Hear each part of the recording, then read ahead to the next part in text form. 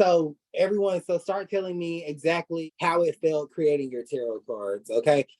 Okay. Exciting, nervous, anxious, fun, natural. So start telling me how you feel. I like to go first. Hi everyone, I'm Zakia or Charm. Hey. I thought that I couldn't do it. Like, I don't know what it was that was blocking me.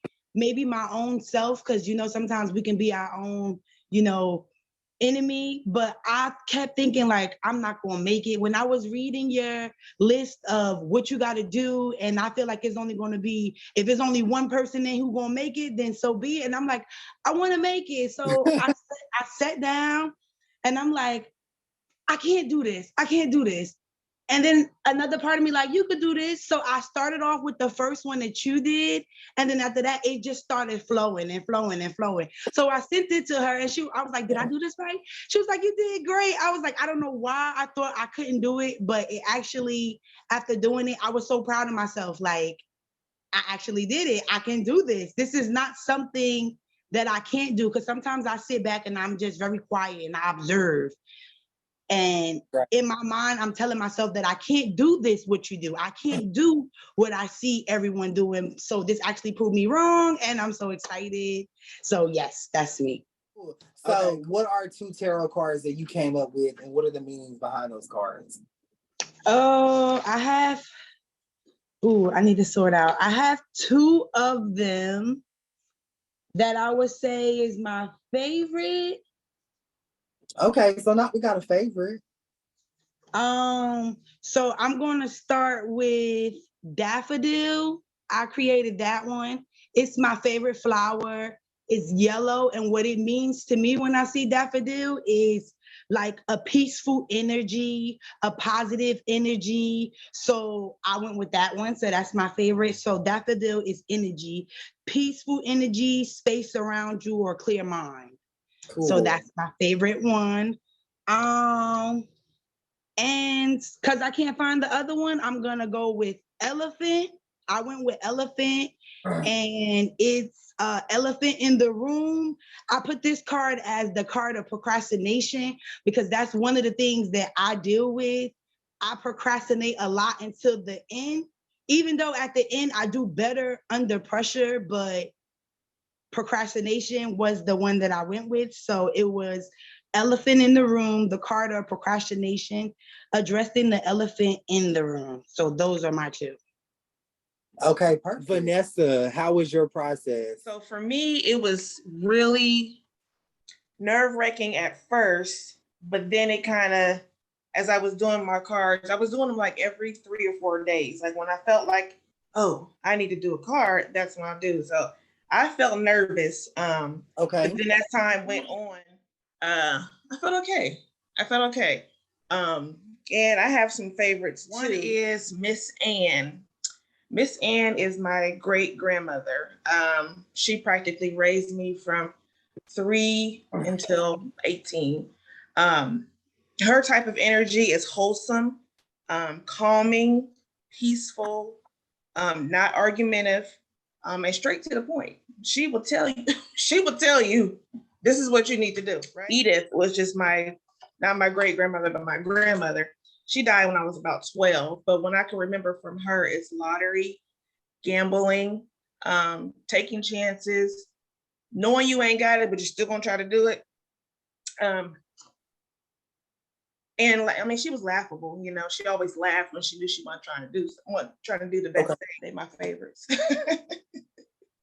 Okay, we're gonna go through some cards that we're gonna need, but for those of you who don't have your tarot cards, tarot or your own made. So this class focuses on your living tarot decks, or your your living and breathing decks, which are going to be your own made tarot cards. I want to let you know that tarot is very corrupt. Okay, traditional tarot is corrupt. And again, these are my very own belief systems in which I want to give this disclaimer. Okay, these are my very own belief systems that I have been operating out of since I began my spiritual journey. And hopefully, by me being transparent about my belief systems, it lets you better connect with your gift of tarot and understanding what tarot is going to mean to you. So what you guys have learned about you know, just tarot in general, and even this whole process, is that tarot is very, very corrupt. Okay, tarot is not designed to help you connect with your ancestors or to help you connect with your spirit guides. Anything that is designed to help you connect is going to do exactly what the fuck it is designed to do. Okay, so if it's designed to help you, it's gonna help you. Okay, it's not gonna block you, it's not gonna stop you, it's not gonna make you go into yourself and make you try to question and doubt yourself. You get what I'm saying? So that's how I was able to identify that, even though if used, and I won't even say if used correctly, but even though if learned, okay, the first card that I pulled was the Tower card. Okay, and you know, in reference to what we're talking about, which I think is pretty cool. But you know, tarot was not designed to help you connect to your grandmother, to help you connect to the children that you've lost. It just wasn't. And my way of coming up with that is realizing how it wasn't helping. Okay, so when you're looking at your tarot cards, you got to look at like, what is it? What was it really designed to do?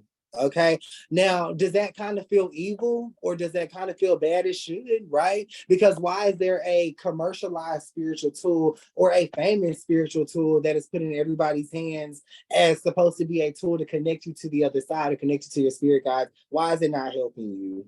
Okay, that was the first question that I had to ask myself, right? Then you got to look at, it's famous. Okay, a lot of famous things, or a lot of things that are you know, fed to us through the public eye or through, you know, social media outlets, fame and things like that, like tarot is, we got to second guess anyway. You know what I'm saying? Because it comes across as the right answer, it comes across as the thing that we can use to connect, but we just can't, you know, not at first. You know what I'm saying? It really, I mean, if you try to connect to tarot, it's really going to put you in a journey. It's really going to make you question everything about yourself. There's no way that you should be reading with tarot cards and you can't do it. Period. You understand that, right? Everybody understand that? Okay. The fact that you can't read with these, the fact that you don't know exactly what it means all the time is a problem, because they weren't designed to help us. What do y'all think about that? Okay, now let me just echo with this, because I can intuitively kind of hear maybe where some of your energies are racing. And I want you to know there's a lot of different spirits present in this session and in this class right now. Okay, so you're going to mentally hear yourself combating every fucking thing that's coming out of my mouth. Okay, everything that I'm saying, everything, every point that I'm trying to make. But I want you to pay attention that there are spirits here, and your gift of mediumship is at an all-time high right now. So just kind of pay attention to what's an opinion of a spirit, and then what is ultimately yourself. Okay, so I'm gonna, you know, shed light on that. This will probably be one of the toughest. Damn, I'm thirsty. This will probably be one of the toughest things that you'll have to digest. Okay, but just sit through it, bitch. You're gonna be okay. Okay. So your heart's gonna race, your mouth is gonna be dry, and you're probably gonna be thinking that I'm a bunch of bullshit, but that's not you, that's in spirit. So I'm not taking it personal. Okay. So tarot was not meant to help us at all, and I'm going to leave what it was meant to do completely up to you to decipher. Okay, me personally, I feel like I'm a realist, so if it wasn't meant to help me, because the shit ain't helped me when I first started out, I would look at these cards and doubt myself and try to go by definition, and all I'm trying to do is talk to my grandmother. So at that point, tarot wasn't here to tarot was not here to do anything but to keep me disconnected from that simple fact. Okay, reading tarot is not hard once you realize that you never needed a card to do it in the first place, but you never needed to put yourself in a trap to do it either. You know what I'm saying? Okay, so it's a sad statement. It is sad. It's very sad. You know what I'm saying? It's completely sad. It's discouraging. But that's why we've made our own fucking tarot cards, right? Because just like these were created by somebody who had a gift, we all have a gift. We can do the same thing, if not better. Okay, so that's what I want you to understand.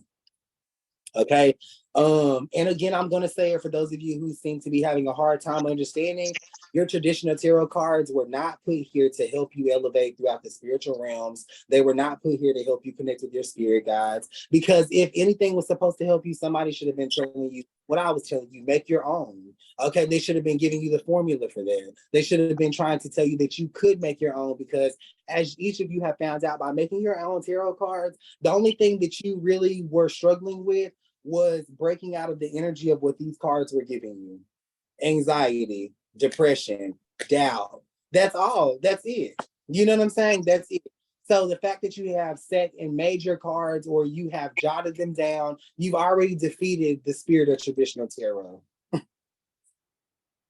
Okay, so very tough couple of sentences to give from myself. I'm kind of wore out from that because that was a lot. That's a lot of energy. But are you understanding? Tarot is the enemy, bitch. Okay, tarot is the enemy. That's why we're coming in through the front door by creating our very own tarot cards and things of that nature. Okay, now, what do y'all think about that? Any questions? Any concerns?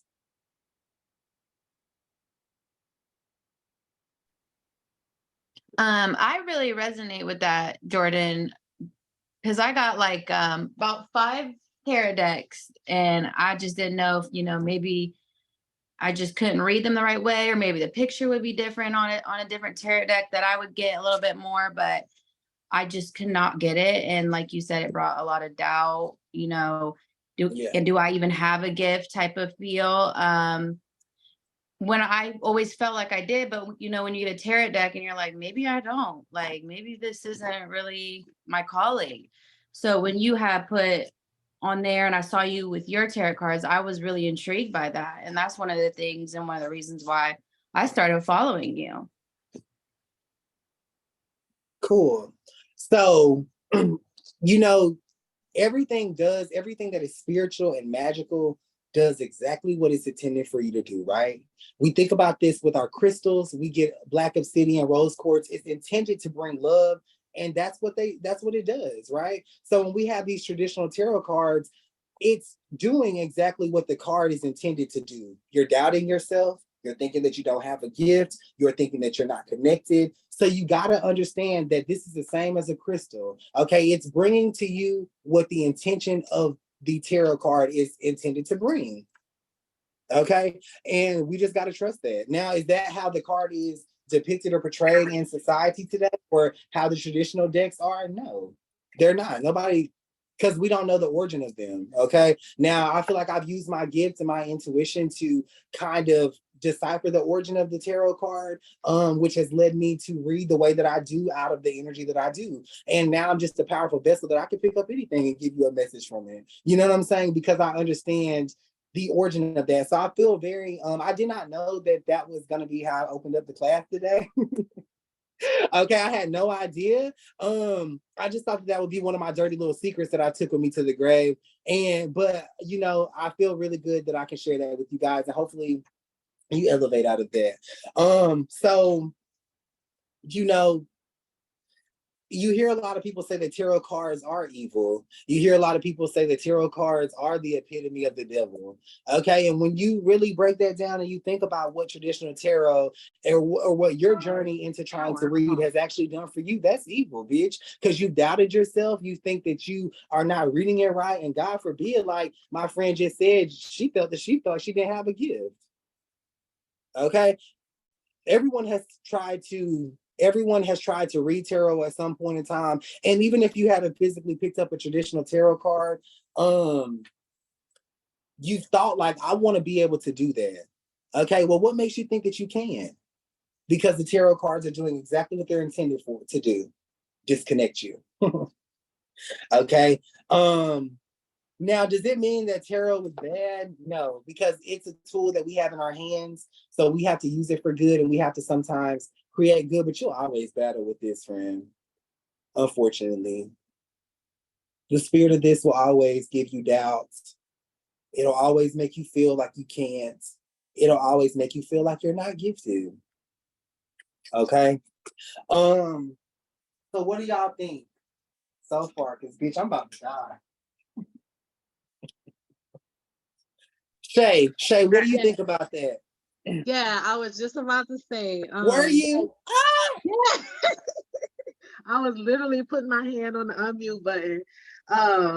Yeah, because I definitely feel you when it comes down to that. Like there is always this energy that's trying to stop you. Every time you put your hand on the cards, every time you, like for me, it's every time I say I'm about to go live, they start, coming at me. And yeah, you're in a fight, and it's always, I'm not good enough. I'm not going, I can't read these. It won't be accurate. Nobody's going to show up. Like it's all of those like, energies and things that you hear. And yes, you have to get past all of that, and just know. But yeah, like you said, it's designed to do what it's supposed to do. And to be honest with you, it's a beautiful design because the shit does exactly what it's designed to do. Exactly. Okay. And in looking at these tarot cards and traditional tarot cards and seeing how well they are designed and how well they work, that's what set me on my journey to try to design something just as good. Okay, you get what I'm saying? And that's what I've done. So, and we'll talk more about this.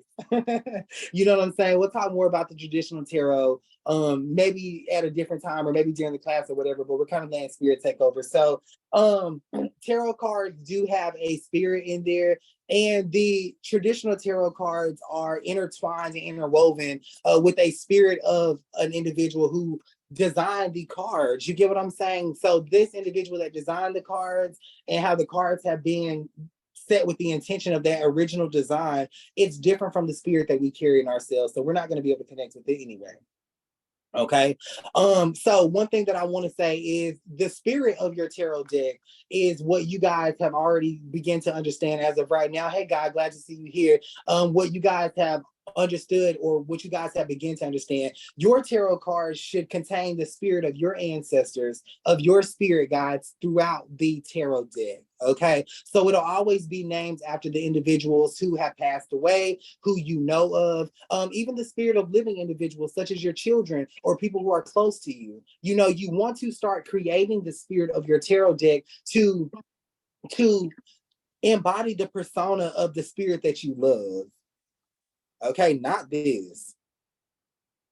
You hear me, Shay? Yes, I hear you, baby. Okay, not this, friend. Okay, so some of you have already started to formulate the spirit of your tarot. But today I am going to also help you establish this formulation of spirit in your tarot. So in other words, this spirit won't be able to be fucked with.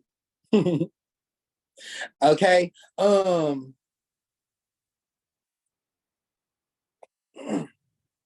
So let me go ahead and get Shay to drop. Queen says, okay. So let me go ahead and get Shay to drop this spelling down here in the comment section, Shay. The very first spirit card that I'm going to introduce into each of your tarot decks, which I want you to create to be a part of your tarot deck, is going to help strengthen and solidify the intention that we're setting here today by creating a tarot deck or woven a tarot deck together comprised of energy that you can all be able to understand. Okay.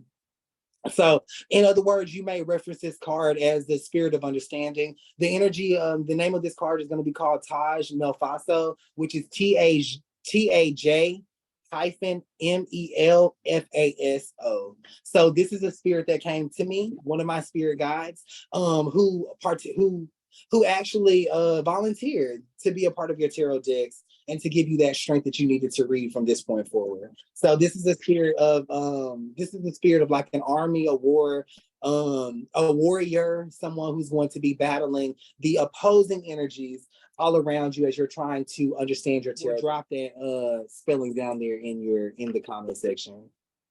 Okay, Ann says my white candle just moved. Do I know what it is? You heard me, Shay? Yep, I heard you.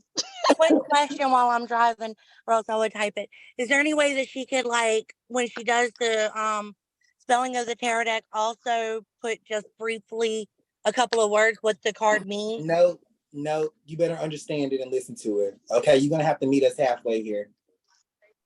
Okay, thank you. I got it.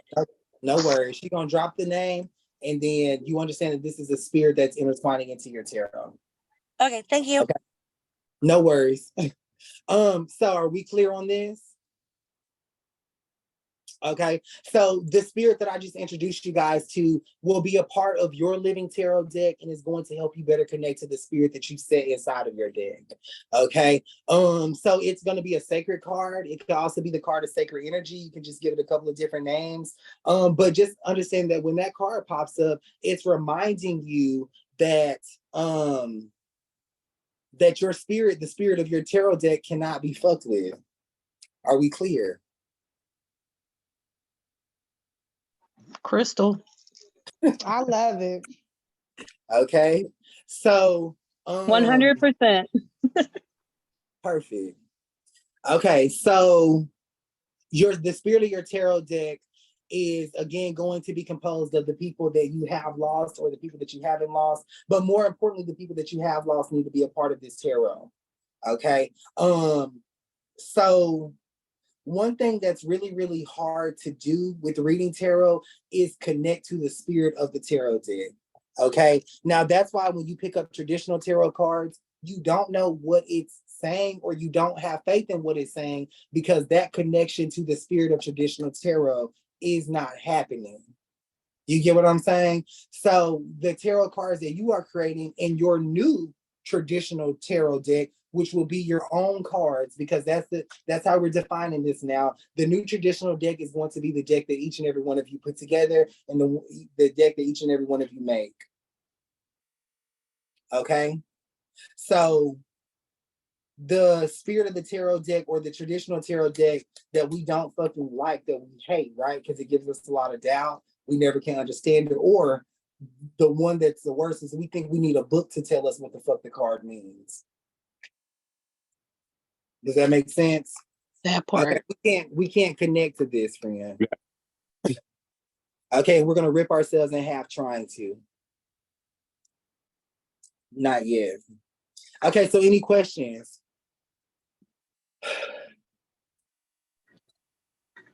I have a question. As far as Thank when you said that we put like the loved one. So for example, my mom, when she passed away, do we put her name or would I just put mom?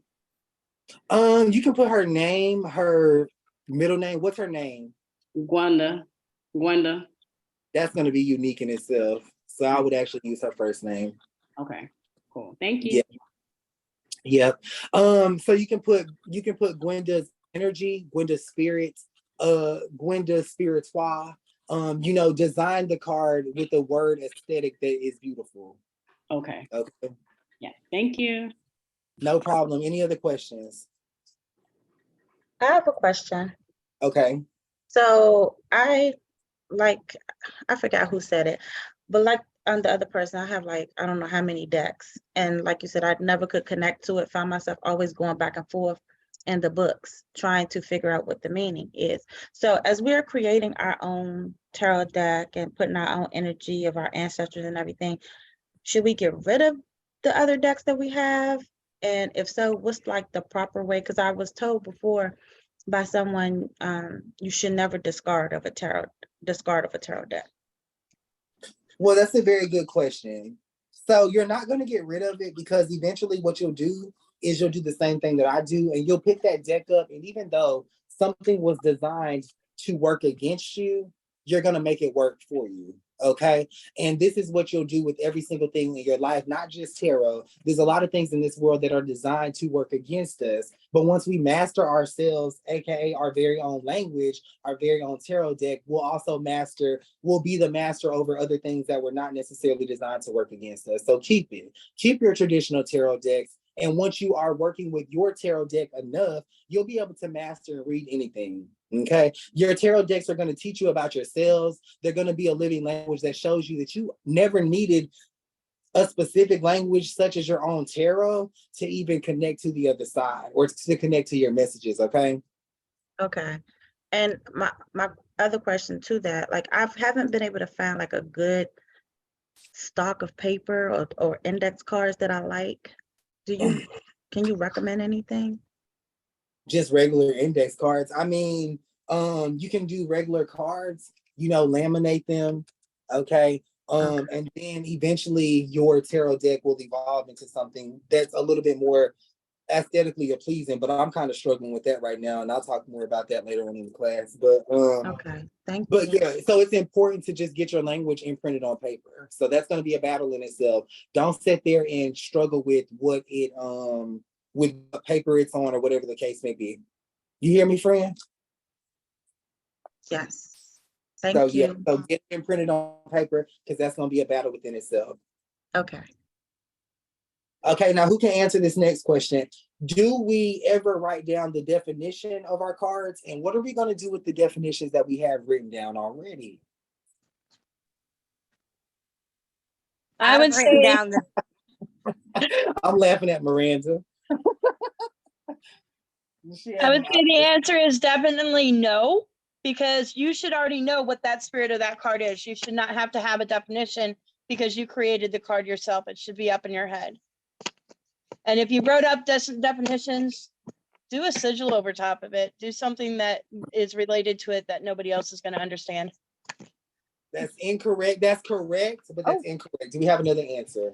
Okay. I wrote the definitions on mine because a lot of the ones that I have, when I was doing them, a lot of different things was coming to me about it. So like, I use myself for one. So like a lot of different things when I put myself on there, like was coming up. So I guess I just like flipped it over and then I wrote like the different things that was coming to me about it because it could mean, like depending on what the reading is going to be, it could mean something totally different for each person. Okay. So I understand that that's correct, but so let me re-ask the question. Okay. What are we going to do with the definitions that we have? Okay. And what was the question again? What was the question I just asked? The question was, should we put the definitions on the card? If we put the definitions on our card, what should we do? Okay, yes. So should we put the definitions on the card? And what should we do with the definitions that we have currently?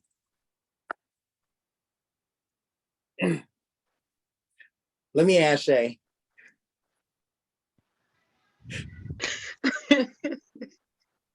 Okay, well, I'll say this. I don't put the definitions on my cards. But what I did do in the beginning was before I actually started reading my cards, I wrote the definitions. I took a page and wrote the definitions as much as I could, as thorough as I could. Yeah, the meaning of them, the reversal meaning of them, like a whole page full with each of the cards that I created.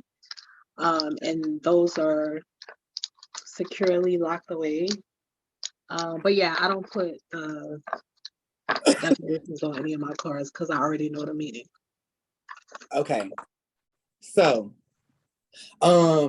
you don't, so with the definitions that you have as of right now, okay, what you're going to do is you want cards with no definitions, but the definitions that you do have or the meanings that you do have behind the cards, you actually want to go ahead and burn those. So you're just going to go ahead and burn them. You're going to send those definitions and everything that is defined into the universe, okay? And you're going to attach it to your mind. So what this is going to look like is you're just going to burn your definitions and you're going to let your spirit guides know in the universe know that you want the definition to always come to your mind. Now, what's not going to happen is you don't want to hold any of your tarot cards to a definition. Okay, remember your tarot deck is a living deck, so it embodies an individual. It embodies yourself. Okay, and just like your opinion today may be one thing, your opinion tomorrow may be different. So your tarot cards are going to emulate the same type of energy. Today, your tarot card can mean one thing. Tomorrow, it can mean it can mean something different. If you have a definition to a card, you're not allowing the spirit of that card to be flowing and change and interact with your situation and interact with yourself. Does that make sense? Yeah, okay. I was actually about to say that, Jordan. I didn't know if my answer was right or not, but I didn't write no definition for none of my cards. I just kept whatever came to me, I just put them down. Yeah. So no definitions, okay? And the reason why you're burning the definitions that you do have is because you almost put yourself in a trap.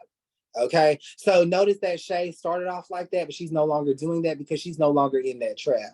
Okay, you don't want to hold yourself, or you don't want to hold your spiritual language or the spirits that's attached to your deck to any definition. Okay, I could have a card that represents red, which I do, which is a red condolence energy, which is simply the energy of anything that's vibrating at a red frequency or whatever the case may be. And what I did was I started out with that definition, and what I found out is the red condolence energy could very much so mean orange, yellow energy, planning energy, but I had to erase that definition completely and let that card speak to my heart and my intuition. So no definitions. Your tarot meanings are always going to be living, okay? And it can mean anything, right? So when I would see that red condolence energy be popping up in my readings and things like that, I would question. In my mind, I would think, well, maybe this could actually be something blue, but I would go back to the definition that I set out when I made the card and put myself in a box, in a cage. So I made this card. Why can it not mean something blue? It can, right? Why can the meaning not change from second to second? I have a lot of cards in my deck that are designed to change the meaning and to prompt me to change the meaning. You get what I'm saying? So does that make sense? Okay, so not only do you have to design the card, but you have to design the energy of the card too. And you're not going to do this card by card. You're just going to do this in your mind. Okay. I have a question, Jordan. So the Sure. ones that we did make, that we have the definition to, are we just going to like remake those and then put the definitions on, or do we just disregard the definition and just let it flow, or do we just write them down and then burn them? You disregard it. Okay. Because you don't need it. Yeah, you don't need a definition. You don't. Okay. All you need is a connection. And the connection happens when you read the card. That's the connection. Okay. Everything is a tarot card. We look at everything. We read everything.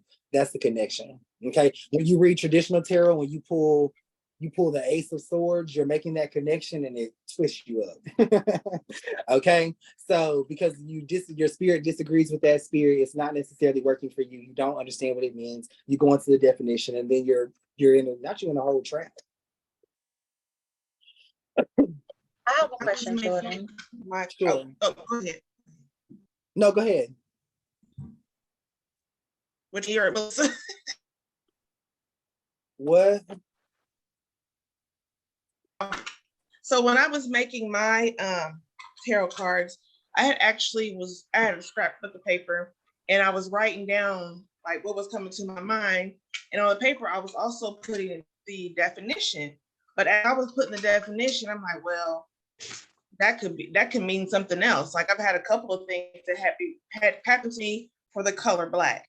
So when I was writing that, I'm like, yeah, I'm just gonna not write the definitions on my cards because I don't feel like that's what you're supposed to do. So that's what the conclusion I came up with when I was doing mine. Right. Okay.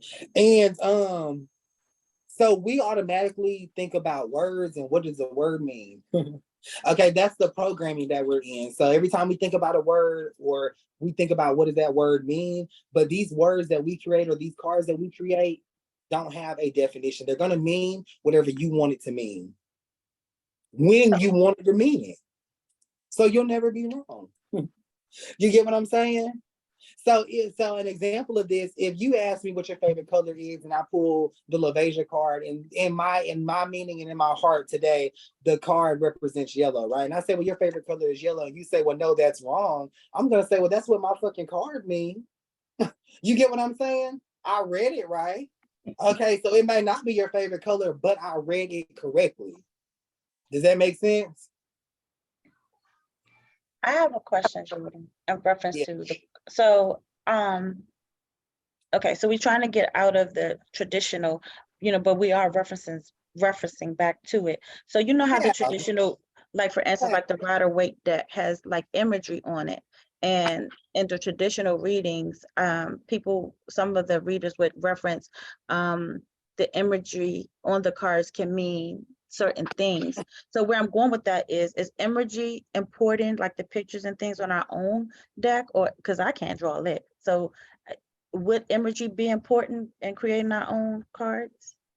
No, because the imagery happens in your mind anyway. Okay. So anybody in any when you think about it, the Rider Waite, any tarot deck, the imagery is going to, we know how to read imagery anyway. We start off, when we're born, we learn how to read pictures before we learn how to read the words. Mm-hmm. You get what I'm saying? And it's going to tell us something, right? You see what I'm saying? So that's really elementary.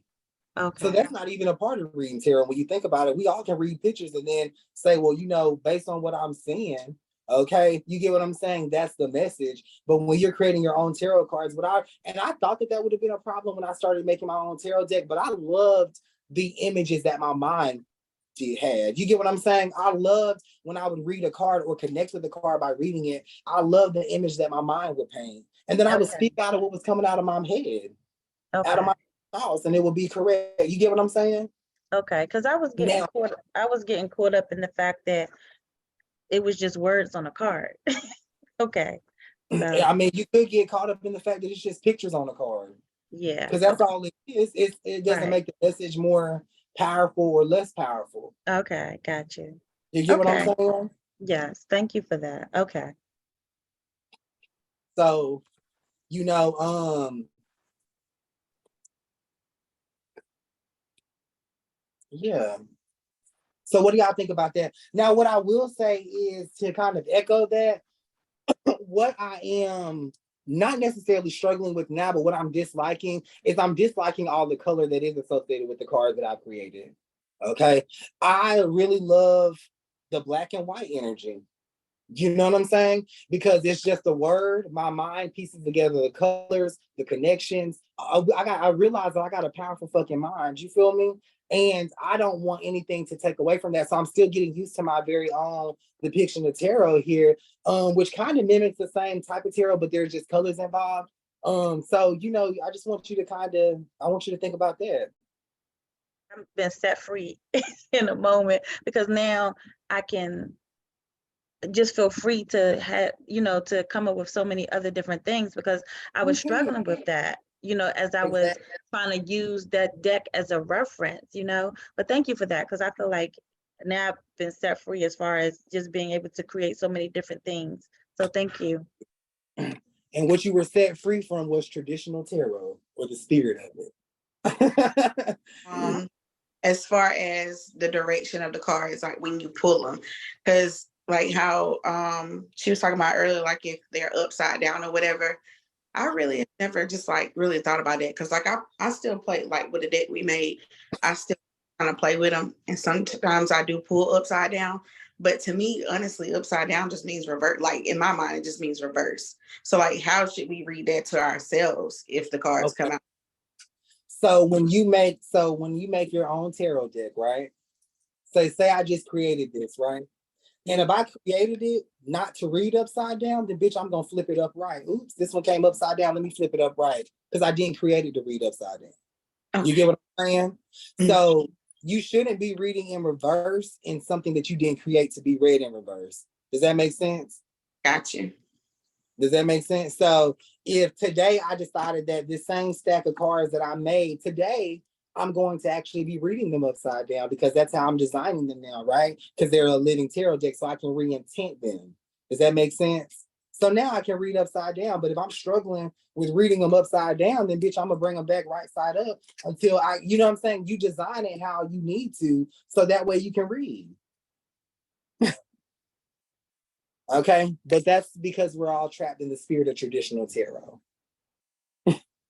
Does that make sense? I see people saying wow and oh my God. You know what I'm saying? But it's not really that big of a concept. Let me say this. Why would you be reading upside down? Like if I get a reading from you and you pull something in reverse, okay, and you struggle with what it means, I'm gonna look at you, I'm gonna say, well, damn, when you designed your tarot deck, what did the reversals mean to you? You know what I'm saying? Like, why would you design it in a way that you can't read it? So, I got like, I don't have reversals, but it seemed like after I started doing mine that cards were being made that meant opposite to other cards. So would that kind of be like why I didn't end up, like I wouldn't have to read it in reverse, because there's actually cards that I go against, but they're complete opposite of the cards that I created, if that makes sense. Yeah, if that's how you created your tarot deck to be. Yeah. I kind of did something similar to what she did. Like when we had the conversation about admiration versus affection, I made a tarot card based off of it. And I have my admiration in the upright and the affection in the reverse. Is that something? Because to me, that makes sense. Because I wanted to, not all my cards have reverses, but cards like that I know it's like the direct opposite of something, I felt the need to kind of just put them on the same card. Oh, I think I know what you did. So basically, like you have this, and then if you reverse it, it says something different. Yeah. Okay, yeah, you can do it like that. Yeah. So it just all depends on how, like, and I can't tell you how you do your deck. You can tell me how you designed it, just like you did. You get what I'm saying? So you got to design it in a way that works for you. Okay. Now y'all are so stuck on these reversals and these upright positions because of the spirit of traditional tarot. Okay. But you don't have to read in reverse. And bitch, we don't read in reverse. Not we read straight through. You get what I'm saying? Now, for the sake of having to flip cards back over, you might do what I do and just read them in reverse. But whether or not it's in reverse or upright, I control the meaning of that card based on how the fuck I feel. Jordan, I got a question on that. Okay. So say for instance, okay, you're reading your tarot card and your intentions for this tarot card was this, specific idea or explanation, but then you just hear spirit tell you, okay, yeah, this is your intention, but go into depth about, B instead of A. Does that make sense? Yeah, that's why it's a living card, and that'll happen. Sometimes that'll happen with that card, and sometimes it won't. But you need to let it happen when it happens, and that's why we got to take the rules off of it. So that's when you saying like don't just have that one mindset of that one individual meaning because it might be something else. Yeah. Got you. Because I get that a lot, and I be feeling like sometimes maybe it's my conscience, but then I also can tell that it's not because it sounds like somebody else. Yeah, definitely. Definitely not your conscious. And it's beautiful that your spirit guides and your energy of your tarot cards are working that way. Okay, that lets me know that you kind of have gave them free reign, and there's not that many rules that you're holding yourself to. So just keep practicing in that same intention. What are you practicing, friend? Like I'm just like when I read my tarot deck, like because I know you're not supposed to technically read yourself, but like I will go to my ancestors for like guidance or just like clarification of like any type of problem or something I have going on. And majority of the time I hear them talking in French. So like we can be sitting here having a conversation and it'll be like in a French accent or they'll start saying French words. And then when I step out of that zone and I'm like trying to articulate what happened or just gather the whole meaning of everything, it's almost as if like it just vanished from me. Like once you step out that zone, it's just gone. So how do I retain that type of information or that connection even when I'm not talking to them? Does that make sense what I'm asking? Yeah, it does. So that particular experience or connection needs to also be a part of your tarot deck. Okay. So in other words, if you had to make that a quote, what would that quote sound like, Davi? Would it to disconnect to reconnect? That's what I will put. Okay. Well, what about that experience do you remember? I clearly remember. I can tell it was an older French lady, and she basically was telling. She was just like, like what you need to do. Do what the fuck you need to do. Like she was talking to me just like that, like aggressive. So the problem, well, let me say this because bitch, I'm forgetting as I'm talking. But because there's just a lot going on. So you would actually turn that into a quote. So the older French lady, and then you will write what she says, right? And you will put that in quotation marks. So that card, if this is the quote, then what that card says is not necessarily important, but the energy of that moment. Does that make sense? Makes So sense. sometimes you hear me read and I'll say the quote shows up. I won't recite the quote, but I know what that quote says. And out of that energy or what I'm trying to remind myself of, I can read out of that. Does that make sense? Definitely makes sense. Now, the problem with spirituality is we forget a lot of the amazing things that happen to us, right? So the dreams that we have that are amazing and it lifts us up for that moment, we might forget about it next week. Turn that into a quote or an energetic impression in your tarot deck so you don't forget. You know what I'm saying? As I'm reading, or when I'm reading in like live settings or just reading in general, my tarot deck, even though I'm reading other people, it reminds me a lot about the good things that have happened in my life as well, because I have a lot of quotes that represent different things. You know, in other words, you might forget what that lady is saying, what the French lady is saying, but you'll never forget that experience, and that quote or that energy and connection when you see that will help you give yourself a message out of that. Does that make sense? Yeah, it definitely makes sense. I appreciate that. Yeah, so It those are known. That was another topic of the class. So those are known as your quote cards. Okay. And if I'm reading for you, I mean, it's not important that I read you the quote on my card. You get what I'm saying? But it's important that I connect with that energy and then speak to you out of what is laid on my heart. Does that make sense? Okay. So another example of something that might be a quote card is maybe you had a dream. Like I had a dream, and I think I mentioned this to y'all, but I had a dream one time. And the only reason why I remember this dream is because it's a part of my living tarot deck.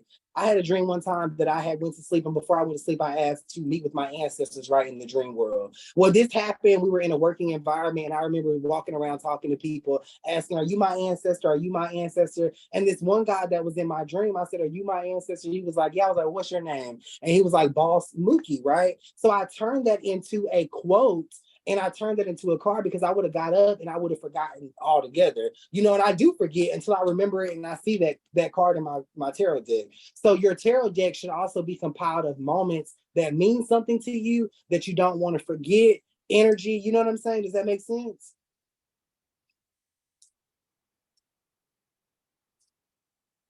Okay, Jordan, so I have a question. So referencing back to the ancestors, I have an uncle who used to say this famous quote, which was, "Papa Toonie, we got a loony." Would that quote be okay to add that to the card and his name added? Now, because I want to add his name since that was him who said the quote. Absolutely. You know, so when you see that quote pulled, if you're reading yourself or reading someone else, how that makes you feel is the setting energy that rests on top of that quote. Okay. Okay. Gotcha. So you don't have to tell me what the quote is. But yeah. I know what it means. And I know how it made me feel. And then that's gonna project onto the person who I'm reading, correct? Correct. Gotcha. Yeah. Okay. And sometimes you can read that quote and get a whole different feeling. Correct. Okay. All right. Thank you, friend. No problem. So any questions about that? Is it okay to have like numbered cards? Like, for instance, I have a 7-day card. It just stands for 7 days, like, 1 week or whatever. Is that okay? Yes. It's your tarot deck. Okay. You know what I'm saying? So if I was purchasing a tarot deck from you, it would just be the deck that you created. You know, so if you got number cards in there, that's what I would buy. If I didn't want it, then I wouldn't buy it. You know what I'm saying? Got it. It's your tarot deck.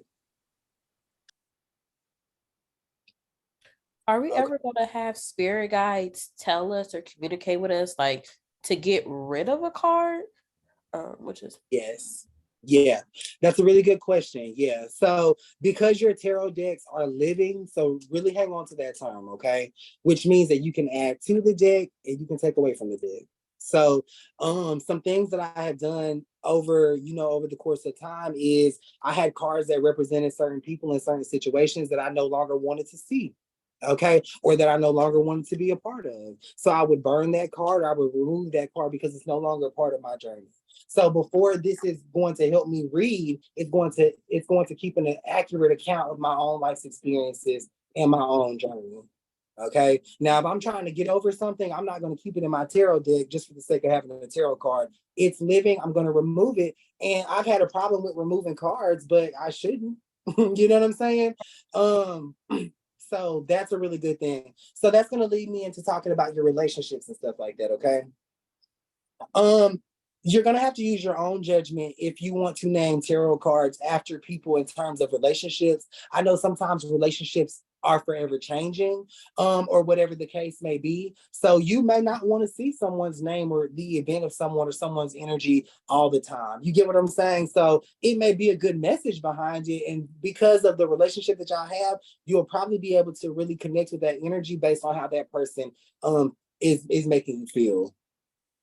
Okay. But you know, me personally, I refrain from having intimate connections or connections that I feel like are personal in terms of love. I refrain from having that out of my tarot deck, but I do have cards that represent people and represent situations and stuff. Okay, some people have stayed, some people have been burned. So it just all depends, you know. But it's a living tarot deck. Yeah. Jordan, you all, I have a question. So for people like me who's always constantly doubting myself or doubting spirit and my thoughts, how do you differentiate between this is coming from spirit or source and separating yourself out of the equation, if that makes sense? Okay, so it's your tarot deck, right? So this is my tarot deck. Okay, now when I sat down to write these cards, I sat down with the intention for all of this to come from spirit and source. You get what I'm saying? Yeah. Does that make sense? Yeah. So it's not going to do anything other than what I have intended for it to do. Because remember, it's not a traditional tarot card. Okay. Now, if it was a traditional tarot card, I would probably have to question, is this from spirit or source? But when I made it, and I know that I made it to be from spirit or source, I ain't got to question this shit at all. You see what I'm saying? Okay. Okay. All right. Thank you. So a bit of a faith builder there. Y'all talk amongst yourselves. I got to get some water. Shay, you still here? Yes, ma'am. Can I ask you a question? Of course. What you need? Okay, so Jordan was just talking about like the quote cards and like basically, you know, like a dream card in that situation. Mm-hmm. And I recently had a dream of me giving birth to like, I mean, the baby was alive, but the baby was just staring at me, right? So I woke up and it felt so surreal that I took a pregnancy test. I say all that to say, I Googled it and it says, you know, when you have dreams like that, it means like, you know, dreams of like new blessings coming and, you know, just all good things. So how would I put that into a card? I mean, you could do several different things. Like, I would take the keywords from that dream that resonate with you and create a card that way. Or if there's like because I like to be creative with my cards. So for instance, like, let me see. Like there was a sister that I ran into, right? That really was a pivotal point in my life. So instead of putting her whole name, I might have changed the spelling. Oh wait, I'm gonna give you another example. I have a best friend who passed. I wrote her name in reverse on my card. You know what I'm saying? And I did that to one of my cards too. I wrote my first name in reverse. Right. Well, backwards. Yeah. Exactly. Yep. Exactly. And you read the energy of it. So you can pull the energy from that dream. You could pull the significant words from that dream, like what resonated with you. If it's blessing, if it's rebirth, if it's baby, you could create a card from that. I like to use two and three words together. Sometimes I'll take one word and create like a rhyme to it. You could do it that way, or you can take whatever message that resonated with you in your heart and create a quote from that. Okay. So basically you just taking the situation, or with all our tarot cards, you're just taking important situations or scenarios that happen to you that mean something to you and turn it into a card. Yeah, Because it's turn it into basically a your card. tarot deck, right? Yeah, that you Gotcha. always know, what that relationship, what you learn from that relationship, what that person did for you in your life. These different scenarios and situations. You could read that all day long, back and forth, up and down, because you lived it and experienced it. So yeah, you could take that energy and make a card from it. Okay. I appreciate you for that. Thank you so much. Of course. So really good information there. Okay. Now, another thing that I want you to understand too is if dreams really held the meanings to the full extent of what they're supposed to hold, okay, everybody would be able to be accurately guided. Okay. So a lot of times we'll have a dream or we'll see a sign and then we'll go and research that and it's supposed to mean something, but that something don't happen. Or that something is not what we're dealing with. Okay. Now you have the power because again, you're creating your very own tarot deck to also create new meanings to certain things that happen. Okay. Because that's your manifestation ability. So how you had that dream, what would you have liked for that dream to represent? Okay. You're not going to go off of what you were told or what you researched, but because you're creating a tarot card, don't just create a moment that you did not like. Create a moment that you wanted to have. What would you have liked for that pregnancy dream to represent? Okay. So you need to take that, but tweak that a little bit and add that to your tarot deck. I have a question, Jordan. Yeah. Okay, so when you're reading, when you make a card, and you mean it to mean one thing, but later on when you're doing an actual reading for somebody, I noticed sometimes you might say I'm not gonna read this card, or I'm also asking could it also mean something different than you originally intended it for it to be when you're actually doing the reading? Yeah, I believe so. Can you explain that a little bit more to me? So, if you have a card, one of the things they was just talking about is if you write a name in reverse or something that means something. Maybe say my grandmother's name. If I have a card for her, and depending on who I'm reading for, that card may mean something different for that person. Of course, yeah, because that's speaking to you. You know what I'm saying? So your cards speak to you, and then in return, you have to speak to that person. So you know what I'm saying? Right, yeah, definitely. So how do y'all feel so far? Well, if I may make a quick statement, I am really amazed because in my mind, I made this so difficult, and I'm sitting here now basically, we're just being told to be empowered. We're running this. This is our creation. We're the captain of this, whatever we intended to be. And it's I don't know why I thought it was so complicated. Because of this right here. Yeah. Yeah. So, and when you think about it, all of your struggles and your whole struggle with this topic, it all derives from this. You know what I'm saying? So, you just gotta be careful about what you accept into your spiritual journey. And because of my experience with traditional tarot, I've looked at everything sideways. You know what I'm saying? And I've held everything spiritual to a higher standard in my life. If it's working, it's working. If it's not, then I'm gonna say it's not. And that's what I'm gonna go with. I'm gonna go with what it's actually doing. You know what I'm saying? So once you reach that place of empowerment that you're reaching, that each of you are reaching right now, it all becomes preference. What do you want to see now? Anything can, you can read from anything. Okay. Now I'm going to give you an example because I remember I used to do this a long time ago. So the back of the cards all look the same, right? Okay. So when I would do my readings, I would actually not even look at the pictures. I would just look at the back of the card. Okay. So once I make that connection, I just read.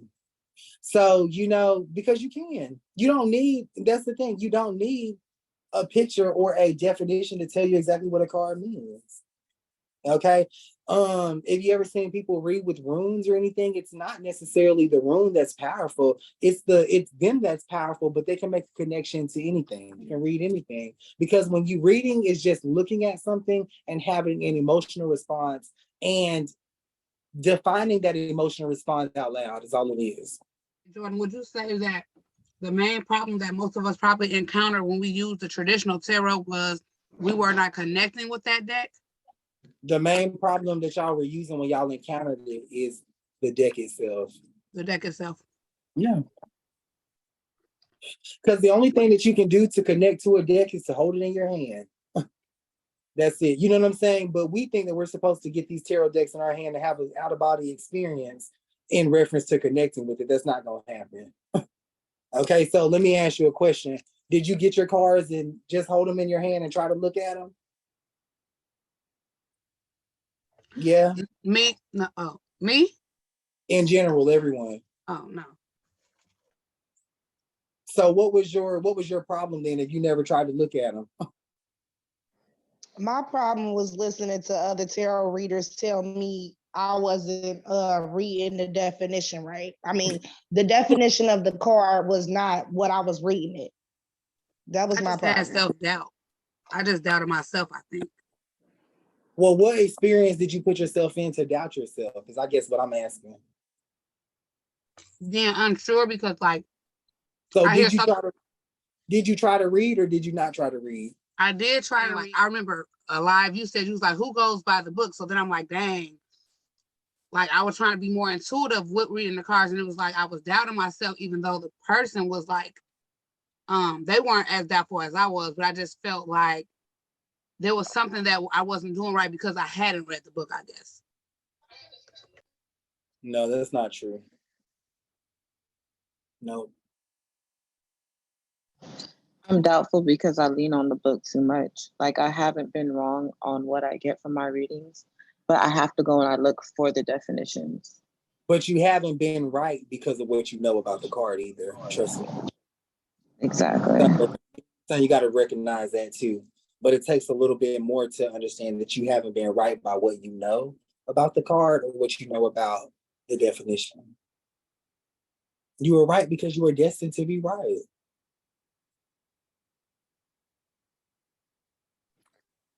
So I have another question.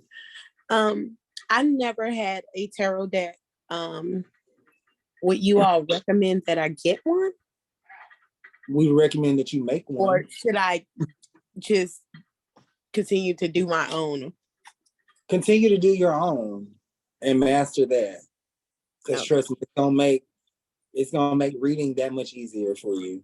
First time I read it is a reconditioning because you focus so much on like, I don't know, I call it in the box thinking. You know, you have to like release yourself from that because I was like that too, just centered around like meetings and doing things a certain kind of way. And it wasn't until I liberated myself from that I was able to really dive deeper into tarot and my deck and all of that. You know what I mean?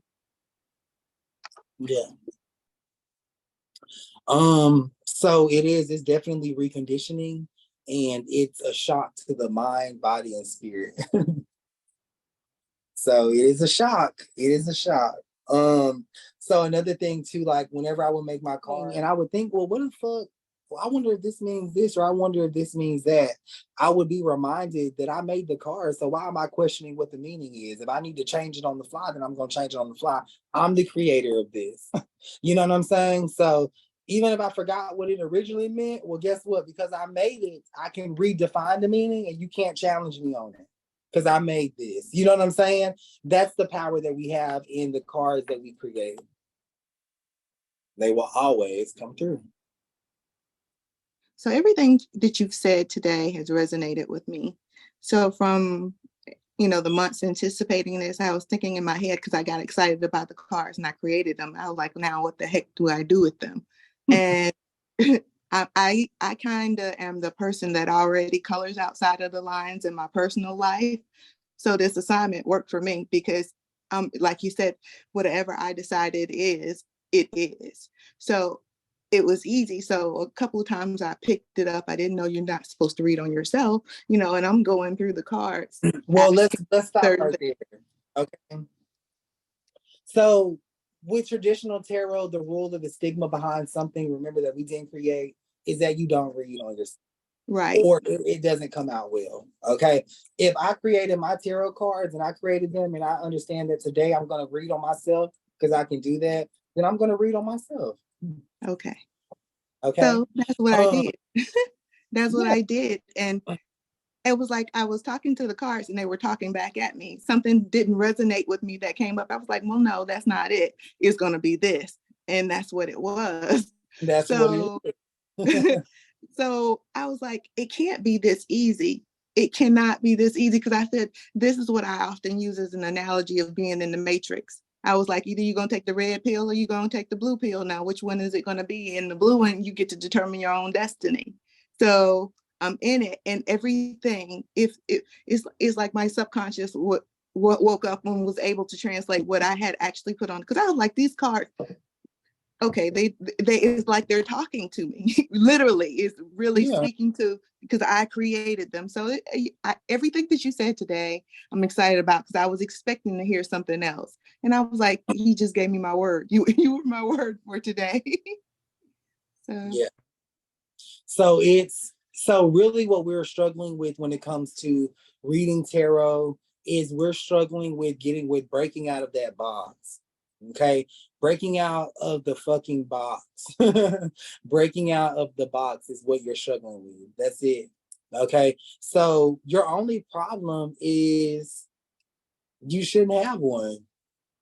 You shouldn't. You create the card, you create the meaning, you say what it's going to do. If it changes tomorrow, then you create that too. You know what I'm saying? So stick with something that stick with this first, because this is going to make you comfortable. Okay? And this is going to make you pissed. You know?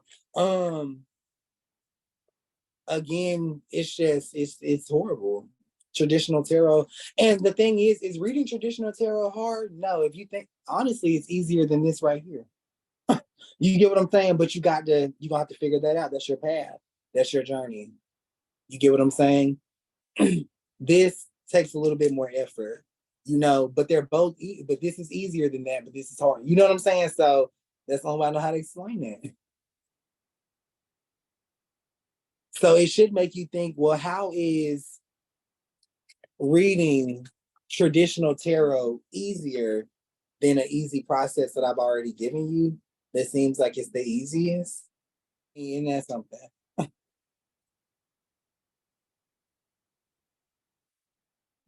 And it is evil, girl. So when I tell you, it's really heartbreaking. You know what I'm saying? That a tool such as tarot, because everybody knows what a tarot card is. You know what I'm saying? And we're so quick to question, like, you know, famous entities or famous things, but we never question the intention behind the tarot card. Nobody ever said, well, you know, maybe this is part of the Illuminati, or for you conspiracy theorists and stuff like that. Nobody ever said, well, maybe this is a part of the government scheme. You know, it's still a famous thing, but why do we never question it? Okay. Now I ain't telling you to question it, but I am teaching you out of something that has been questioned and dissected. Okay. Some people think tarot can be done with a 52 card deck game. And I've done it because the thing is, tarot can be done with anything. Okay. And for those of you that were here originally, when I came back to reading, I was reading from a 52 tarot deck card thing. You know? But I just changed it up because bitch, I got tired of looking at all that. So you can, but the thing is I didn't go by definition. I just pulled a card and I read. You know, if the back of the card, you can read with anything, friend. You can. So I've given you guys a personalized spirit to help the spirit of your tarot, the spirit of in which I've given you to be a part of your tarot deck is going to be essential to you, to be honest with you. Okay, I wish I had somebody to give me the motherfucking spirit of the car. You know what I'm saying? But it's okay. I ain't complaining. I'm not complaining, but bitch, now I feel some type of way about that. So it's gonna it's gonna already put you in a different, you know what I'm saying, on a different level for you to be able to do this. So you're not going to be struggling in a lot of areas that a lot of us had to struggle in when we started creating our very own tarot decks. So another thing that you want to remember that your tarot deck is, okay, your tarot deck is also a spell book, okay? So the things that you want to manifest, the things that you don't have, you're going to create an energetic impression, aka a card representing something that you want. Okay, so when you're consistently reading with your deck, you're consistently reminded of something that you want until you get it. Okay, you know, this could be a millionaire card. It could be a card with your whole 5-year plan on it, or whatever the case may be. But you're going to add, if there's something that you want in life, you're going to add it to your living tarot, because this is the tool that you use to communicate with. Why not put it right on the telephone? You get what I'm saying? Why not put it right on the phone? So even though you're reading, but there's something in here for you as well. You know what I'm saying? There's something in here that you're wanting for yourself as well. So make sure that you add that to it. I got a question. Yep. Can you tell me what's in your deck that you want? You know, one of the cards that y'all probably hear a lot is the freedom quote energy. I just want freedom. You know, that's not something that I feel that I have, but it's something that I'm getting every day. You know, spiritual freedom, freedom from my addictions, freedom from my chains, you know, things like that. Don says, no, I just made 4 more cards. So another important factor that we're going to cover is the language, right? Okay, so let's break this down, girl. Do y'all got y'all candles lit? Okay, good. So yes, we all know that the English, everyone has heard that the English language is spells, bitch, is witchcraft. You know, language, conditioning, and everything like that, right? And that's true. Okay. As far as tarot is concerned, okay, because as soon as you hear the Ace of Swords, you automatically in your mind go to think, what does Ace of Swords mean? Okay. When you hear Queen of Pentacles, you automatically go into your head and think, what does Queen of Pentacles mean? That word, right? Okay. So that is the curse, or the energetic curse that's over traditional language, in my opinion. Okay. So that's another thing that you're trying to break out of. So when you're creating your tarot cards, it's important for you to break out of that box. And the best way to break out of that box is to misspell the word, but it's not a misspelling, because if my card says key and I spell it KEI, you can't tell me that I spelled key wrong, because bitch, it still means the key that you turn something with. I just spell mine differently. You get what I'm saying? It's going to be important for you to tweak your loved ones' names, your regular card names. You got to tweak it. Okay, because you're breaking out of that conditioning, right? So when you see something misspelled or actually spelled correctly in just a different way, because this is a spiritual language, it's gonna break off that chain. Okay, you're gonna be able to look at it different, feel that energy different, and different things like that. Okay, there's a card in here that's called the Land of Love, and I spell love LAWVE, but it sounds the same. You get what I'm saying? So because I want to be taken out of that programming of what the definition of love means, and I want the chains to be broken off of my intuition. Does that make sense? Just like with that freedom quo card. Okay, that's not a typical word that you hear every day, and it's not a typical word that you're gonna see every day. I know I want freedom, but I also had to have freedom for my mind as well. So I added that quote energy on there. Okay, so that's gonna be important. Okay, obsession. You see how I spelled this and how I tweaked this?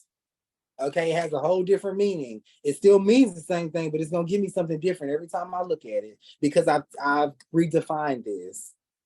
Okay, now you ain't gotta do every card that way, but you need to do enough of them that way. If you'll know what you need to do. Okay. Like Shay was saying, you know, mixing the terminology, mixing the rhymes and stuff like that. You have to break yourself out of visually what you're seeing. I just want to say that you have completely taken the chains off of the whole tarot situation. I feel like once I started getting into tarot or wanting to be it, there was like a restriction on my mind because it was like I didn't connect to the cards, but there was a meaning for the cards. And I'm like, what if that's not really the meaning? Like I'm getting something else, and whose meaning is it? You've completely like taken the restrictions off the intuitive mind to just create and make them your cards, because essentially it's your life and your experiences and the lessons and whatever the words mean to you. Thank you so much. You're so welcome. Thank you. I appreciate you more than you know. I said it's like being free, because just piggybacking on what she said, I never connected, and it was always me running to the book. I don't care what deck I bought, the Rider Waite or another deck. It was just always, okay, well, what are they saying this meaning is? What are they saying this meaning is? Now it could just be, you know, like you said, just the chains. You know, I think I'm gonna need to have a chain card. So again, you know, thank you so much, because I just, again, feel free. So thank you. You're welcome. So I would also like to piggyback, if y'all don't mind. I do agree with the women that was before me. I've also been struggling with the fact of not necessarily just with the tarot deck, just in life, period. When I hear certain words, I'd be like, who's to say that that actually means what they're saying it means? It's because somebody else has put a definition on these type of things, and now we have to abide by those type of definitions. But again, I do agree. I thank you. Chains have been broken. Your chains have not been broken yet. And that should be scary to you. You know what I'm saying? But if you feel this liberated already, that's a really good thing. I want you to ask yourself, like, why does it take so much change, or why does it take so much to create a language to help us connect? Because really, what I've given you is a bunch of steps. If you think about it, it still is freedom to you, but it's really a bunch of steps thus far. So why does it take so much? Because in a way, we're kind of like disconnected with ourselves. Nope. Because we've already been conditioned. We have to be deconditioned. Because of what someone else or something else has done to us. Everybody else just get emotional? Everybody did. I know I did. That's one of the first thoughts that I had while creating my tarot cards, which kind of made it more easier. And what someone else has done to us. Okay. So it's really a very sad situation. When you look at spirituality, when you look at the only tool that connects you, or that is supposed to connect you to guidance in your life. It's the only one. You know what I'm saying? And it's the one that has been spoon-fed to us, just like meat and things like that. You know what I'm saying? But because it's spiritual, we give it a pass. Because it's spiritual, we never question its origin, or we never question it. You know what I'm saying? Now we're connecting, or we're more intertwined with the reason why we have to do it the way that it should have been done in the first place. You know, just think about it. What if tarot was introduced to us as something that we make? Oh, girl, guess what? You want to read tarot, you're supposed to make your cards, and it's going to mean this, and it's going to mean that. You get what I'm saying? Because honestly, that's what should have happened. But it didn't. Well, thanks to it's happening. Yeah, you know, and I appreciate that. I'll say thank you. Now, what you're connecting with is more of yourself, more of your spirit guides, more of that love that's on the other side there for you. Okay? But you will always come against that thing that makes you feel like you were never enough, like you weren't connected, like you didn't have what it took. Okay. And that is always, I don't care how you put it, that is always the spirit of spirituality. Okay. It'll always have you feeling, for some reason, spirituality will always have you feeling like there's so much more to learn, like there's so much more to do, like there's so much more to be connected, you know. But spirituality in my reality, there's nothing to learn because I created this. If I question it, I'll change it. I'm gonna keep going forward. You know what I'm saying? If it's not being spoken to me, I'm gonna make another card and have it spoken to me. If I don't hear it enough from my spirit guides, we're gonna enhance it. I'm gonna make 2 cards with the same meaning. I'm gonna get what I need from the language, my guidance. If guidance is all we need, you know what I'm saying, to elevate in this life, we're all looking for guidance. We're all looking for help in the next areas and the next steps of our life. If guidance is all we need, then I'll never understand why this is all we gotten.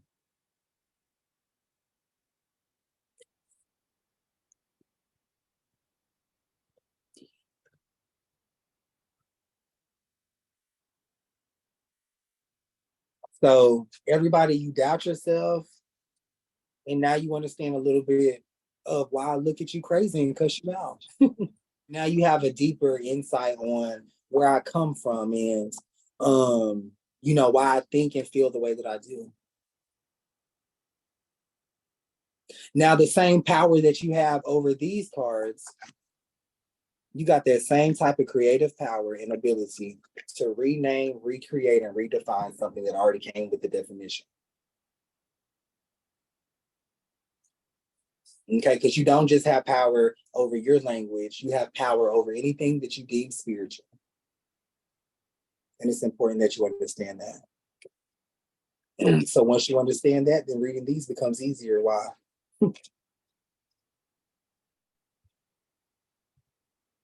I got a question. Yeah.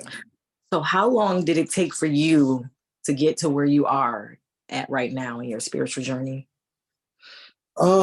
Years, you know, and I feel like I'm just now, or as of recently, being able to dissect the reasoning behind why I just so happen to do what I do. You know what I'm saying? But I always follow my heart. Give your opinion and your diagnosis as of right now.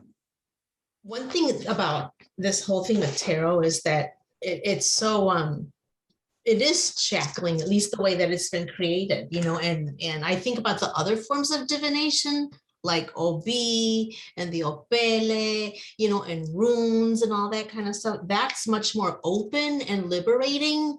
And Rider-Waite is like, it's a form of control. I've only had one of those decks. I tried it once and it's in the closet somewhere. So it doesn't work for me. Never did. So I always like the other forms of divination. So when this came up, my cards have no names. I mean, they have the names, but that's about it. And they have my name on the back because they're mine. You know, talking about this, doing this course, I did have the Rider-Waite deck, but like one of them came up missing, and I don't know how it came up missing. I don't know where the card is at. So it's like I haven't even been able to use it anymore. So I just felt like it wasn't supposed to be, because I struggled with it for so much. And as soon as the Master Tarot class came up, that card came up missing. I'm like, there's no way only one card is missing. And it just can't use it with one card being missing. I'm just like, you know, it just wasn't meant for me to read from that deck at this point. I've been really being drawn to runes lately though, like just learning them. And I think I'm gonna go ahead and give me a set of those. I have never ever read a deck or anything like that, but I was gifted one for Christmas. And with everything that we made, like our own cards and stuff, I have them set on the table in a private room. And I was gonna deck with my other stuff, and it's just something telling me like, don't sit there. You don't need it. It don't need to be there. And so now it's in a box out of my storage. Like I've opened it before and like looked through the cards, but I've never read or anything. And it was just something in the energy that was like, don't put it with your other stuff. Yeah, because it's evil, girl. Anything that keeps you that disconnected or battling yourself is evil. You would call it, if it was a person doing that to you, making you doubt yourself and making you feel like you didn't belong and making you feel like you couldn't talk to them, you would call them evil. You would get rid of them. You know what I'm saying? It's the control, right? It's like it's got you controlled, shackled. Yeah. It do. And you know, you'll always struggle with that tarot deck. Or I won't say struggle, but you'll always feel the struggle. So you know what I'm saying? You said your tarot deck is your spell book. Add to your deck the things in life that you want. Can you kind of okay, I understand what you mean. Add the things we want into it. However, I guess how is this helping us manifest what we want? Like, well, what else are we to do after we add it to our deck? If I'm making sense, I'm trying to understand. Yes, it's just really up to you. Okay. But that concept was something that I created when I made my deck. I said, okay, I'm going to manifest, but this time the way that I'm going to manifest is I'm going to put it in my tarot deck. Boom, that's it. Okay. So the way that I manifest is just by putting it in my tarot deck. And that's the way that I've been able to call things into my life and manifest. That's the rule that I made behind the way that I'm intertwining my energy. It's something that I'm connecting with all day long. You know what I'm saying? I just added it in there. Okay. You know, deeper connections. You know, whatever I want, it's in this deck. Okay. And for those of us that are like, now, if someone is reading, like if you, now, can you use this same deck to read for loved ones? Watch me do it every day. Oh, okay. Yep. So we're not removing any cards that we just created for ourselves out the deck. No. Yep, I read from it every single day. Gotcha. Okay. So even when we get what we manifested for, I mean, do we still keep that card in there or do we just burn it? That's a good question. I was just saying here, when I said I got everything that I want in this deck, I need to actually add some different cards because everything that I started off manifesting by adding to my deck, I received. So it's not really full of that much more that I want. You know what I'm saying? So I need to think about what else do I want. But yeah, you can keep it in there. It just all depends on how you're going to do your tarot deck. So there are no rules here because I'm just giving you the blueprint on how to create one. But if you make a tarot deck and you decide that, well, everything that I manifest, once I get it, I'm going to remove it from my deck. Okay, that's your rule. You get what I'm saying? So that's how your tarot deck is operating. That's how it works. You know what I'm saying? That makes sense. Thank you. Do you recommend that we have in our deck? I was about to ask that. I can't. I can't tell you how many cards. You tell me what your deck is going to consist of. If you say, Jordan, I'm making my tarot deck and it's going to have 80 cards in there, then boom, 80 is what it is. Okay, but what I will say is don't put a limit on it because it's a living tarot deck. So you might start off with 80 cards, but you might get inspiration tomorrow. So you might need to add to it. Or you might decide that you no longer want a certain energy in there. So you'll take away from it. Okay, I was telling Shay last night that I have about 1,100 cards. I seen a young lady, she doesn't even, I wouldn't even say it's a deck no more because she has so many cards that she keeps them in a basket and she literally just pulls random, like she pulls them from a basket because that would be like her way that she does her, it's like she made the cards, that's her spin on how she does her reading. Yeah. Yep, 1,100. So and we should be adding a lot of the then, right? Well, every day we should be adding to our cards. Whenever you are inspired to, yeah. You don't have to add every day, but whenever you're inspired to. Someone once asked me, how does I'm on this spiritual journey with you guys, and it's my own. But someone asked me, how does the tarot card work? How do tarot cards work? And I couldn't articulate it. I'm not sure if I understand it myself, but if I was to ask myself, okay, Melissa, how does it work? To me, it's, I guess, what spirit, right? It's I don't know how to answer that. Can you guys help me out? Like, for me, it's, I can't tell you how this card works, but I Mhm. can't tell you how the one that I designed works. Right. So You know, so your deck, right? After you make your deck, and let's say you're giving a reading to us or whoever, how is it that you get what you need? Like, what is the force behind it that's giving your audience or the person you're reading for, you know, do you understand what I'm saying? Like, what's making yeah, it work? What's the power behind it? And I didn't know how to articulate the answer. the person utilizing the tool. So me, I'm the power behind it. I could pick up anything and give the same energy and do the exact same thing. So that's what you should have told them. So it's not necessarily about the tarot. Now, when you're trying to describe this, you're gonna be fucked up every time. Okay? But you know, Okay. you're gonna be fucked up every time. You're not gonna be able to describe it. But when you're describing these tarot cards, you know, you'll understand it better. But it's just it's you. Okay. And Right. everything about these cards, everything about the cards that I've created always point me back to myself. Always point me back to me. Okay. All right. Thank you. Mhm. So yeah.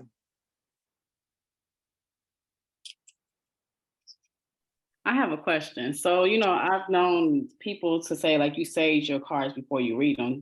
Should we do that, or we just go automatically read them? It depends on what you created your deck to do. So me personally, I just don't have time for it. So when I made my cards, I just did the intention they're gonna sage themselves. Okay. Okay. Yeah, but not they work out. They work out well. Now these, you might want to dip these in black salt, sage, cider, if you will, whatever you need to douse these bitches with, you're gonna want to do that. Okay. Bleach them down. Spray So, them. Got Jordan, it. I have a Thank you. question. Oh, I'm sorry. I didn't know you were done. I apologize. So, since the tarot, the cards that we buy are they're the devil, right? Basically, they're evil. They don't work. Why are we not supposed to get rid of them? You can, I mean, because you can. Because the thing is, and I'm not gonna remove anything that does not work for me. I'm gonna make it work. You know what I'm saying? So I'm not gonna let this tarot deck defeat me, which I haven't. I don't let this defeat me. You know what I'm saying? So it just all depends. It just all depends. You mind blown. You've explained it. I get it. Yeah. Thank you. Yeah. Because if it's a spiritual tool, then damn it, it's gonna be a spiritual tool. You know what I'm saying? Even though it was designed for a different purpose, in my opinion, we can re-intent these, or we can make them do what we want to do. Like this card could mean pregnancy and you're gonna have a baby in 2 weeks. You know, it just all depends on what I want it to mean. Exactly. You know what I'm saying? And people might see this, oh my God, the world is crashing down. You Right, know, like, no, it just all I don't think depends. that is. It Right. just all depends. Yeah. I have a question, a little bit off topic though. What is this, and what do I use this for?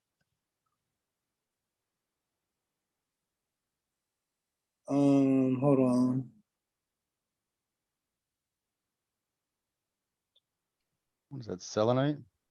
Oh, okay, there we go. All right, what do I do with this? It charges your crystals. Okay. Thank y'all. Yeah. Yeah. Or you could use it to stop your door. Jordan, I have a question. Yes, my dear. So I discarded some cards that was given to me by a friend. What is that, a good thing or a bad thing?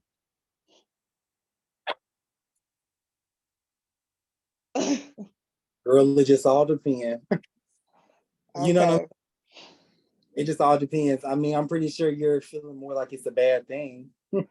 You know what I'm saying? But Yeah, because let me after ask you this. listening, If I cooked you a plate of fish and you decided you didn't want to eat the shit, okay, you threw it in the trash, would you beat yourself up over throwing something away that you didn't want? no. Okay. So it's the same thing with these cards.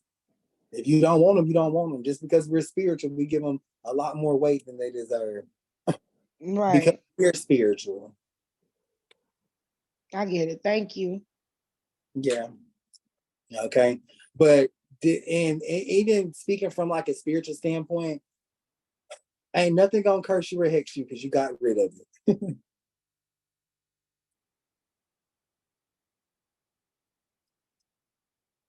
For sure.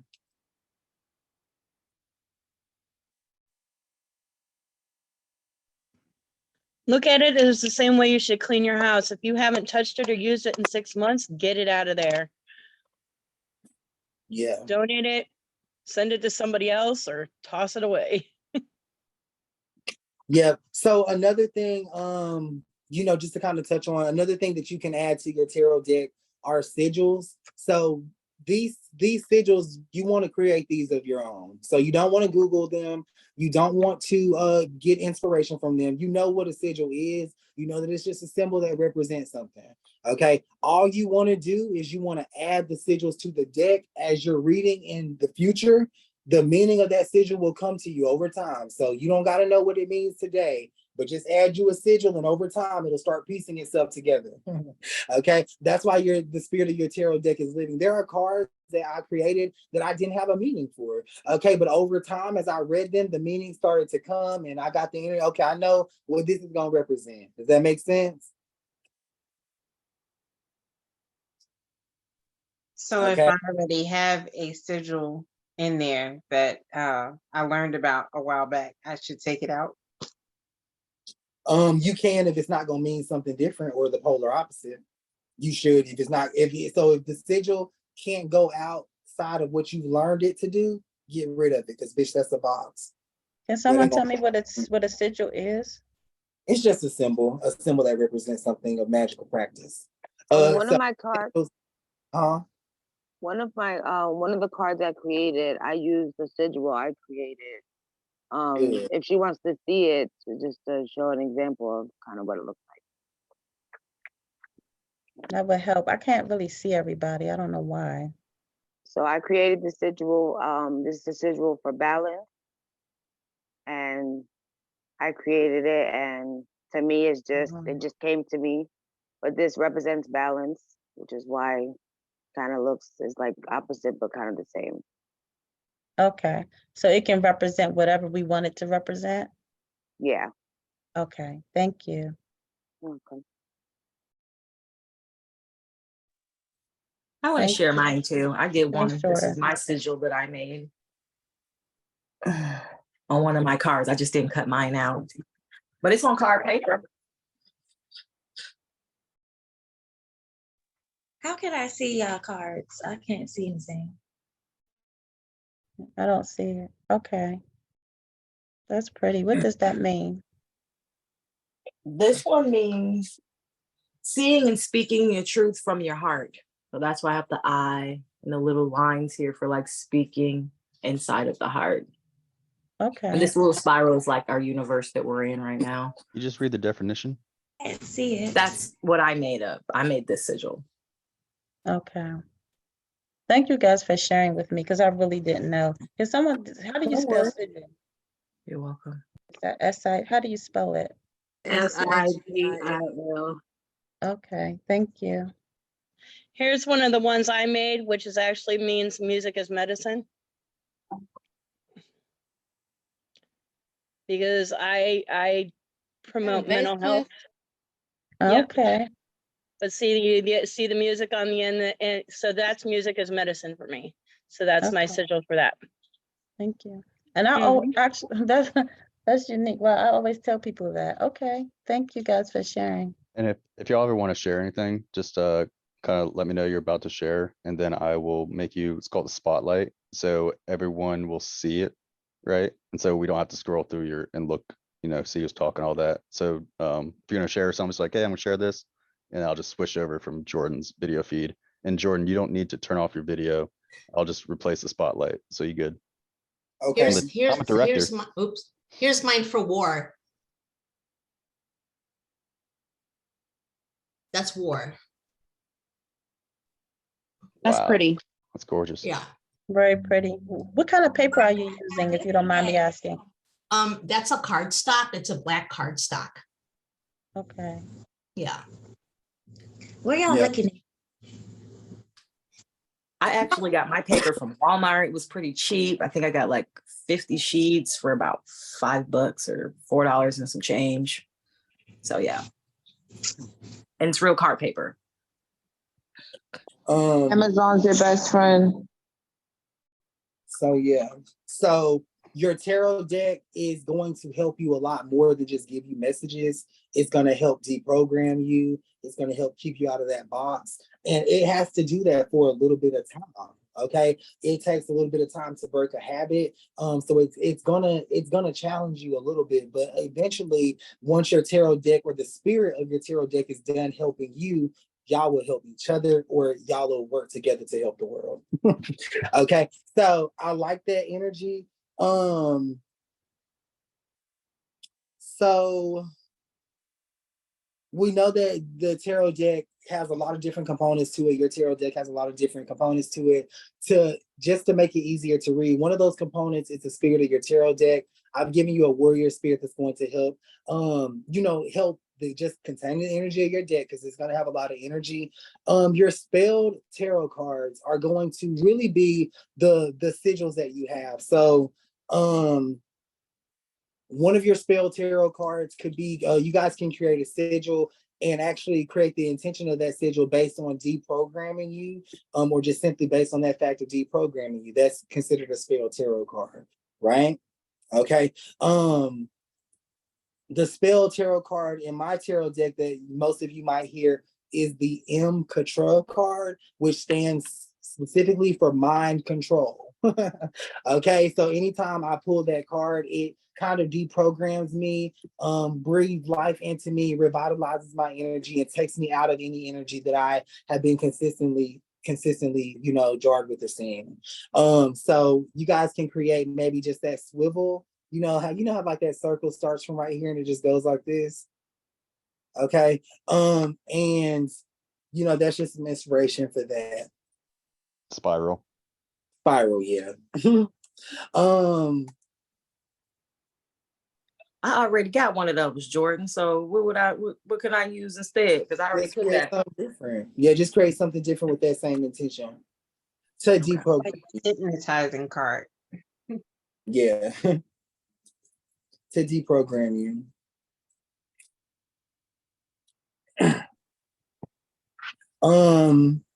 So the main portion, I believe, of your tarot cards really needs to consist of deaths, people that have died, situations. There's a lot of cards in my tarot deck of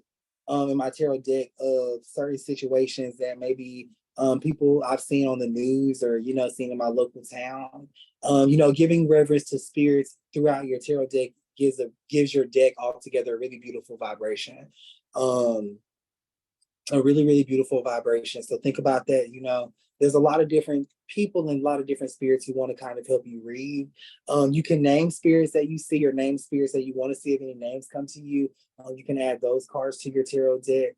And sometimes your tarot deck is just a reminder that a person or a spirit is there. And based on that connection, aka reminder, you're able to accurately read someone or accurately read yourself. Okay, the readings always come from here. Okay, we're just cued by this. Okay, instead of that other thing. I have a question. Yeah. So with all the cards that we are making, how many times do we need to duplicate those cards? That's going to be a self thing. It's going to be a self thing. If you feel like you need to duplicate the card, duplicate it. Make sure that you duplicate it with a twist to the word is what I'm being led to tell you.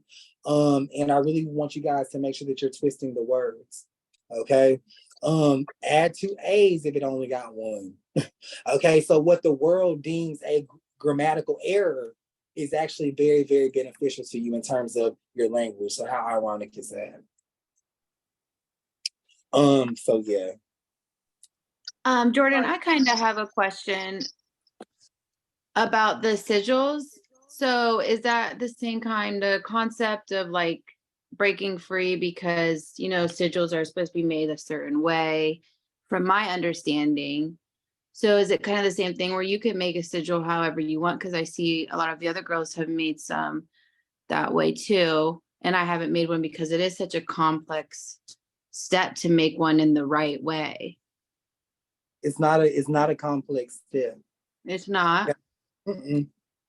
It's Okay. not. You're making your own sigil. So you know how when we're in school and we draw the heart. Yep. That's a sigil. And it wasn't a complex step. You know what I'm saying? We drew it all the time on papers and it indicated love, good emotions, and things of that nature. I actually have a heart in my deck. Cool. Yeah. And another weird thing was when you said put another A on there if you need to, I was literally writing Chelsea on there and I was putting more A's literally right when you were saying it. So that was confirmation for me to just kind of speak up. Yeah. So Jordan, I have a question. Yeah. When we're using the past loved ones, are we also like putting like a twist to how we're writing their names? Or are we just gonna write it out? Okay. You can, or you can add things on there, like essence. So an example of this, my mother's name is Sakanya. So Sakanya's essence, or Sakanya's aura, her spirit, Sakanya's energy, things like that that's gonna reference you to that spirit. So yeah, but just for the sake of deprogramming you for the next few weeks, just add a twist on there. That's gonna help your intuition.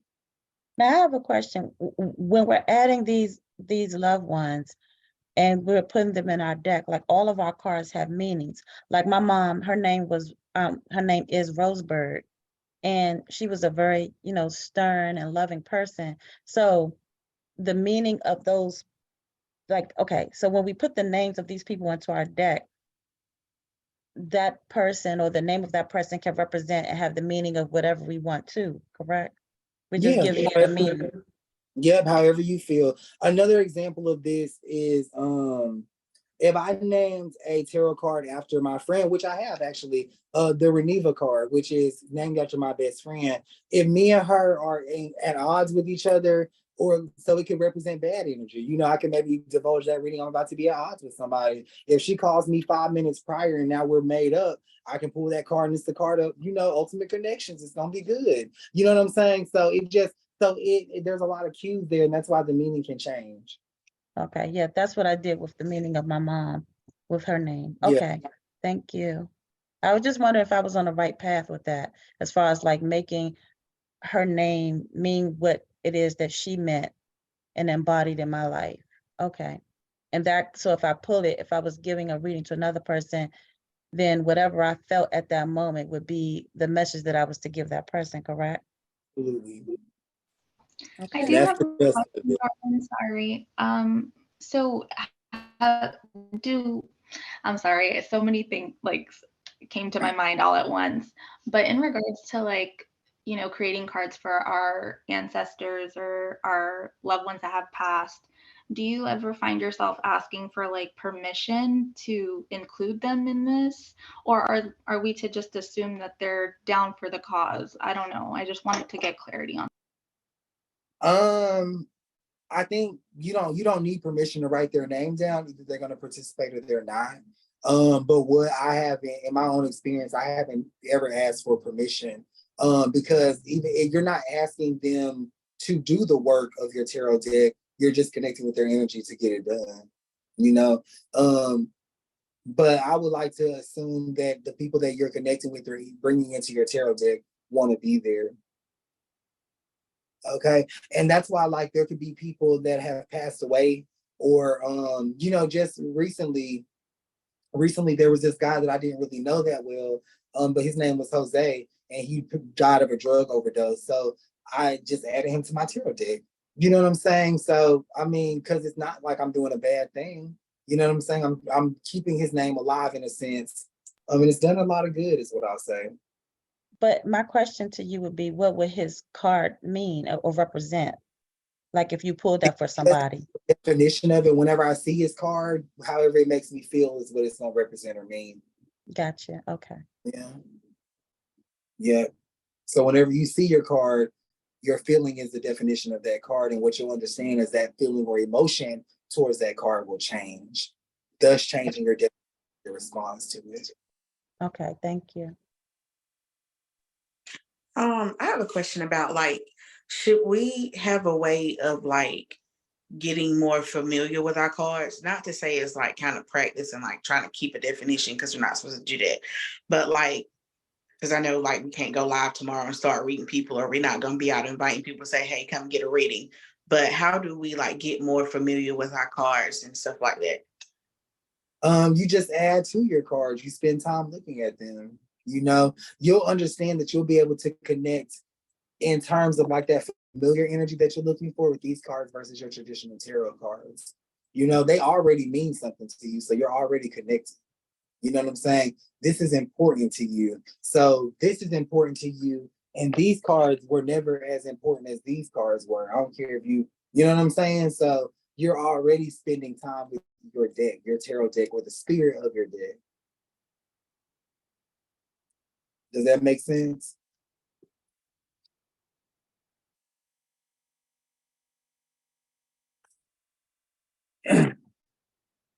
Does that make sense? Yes, thank Yes. you. So,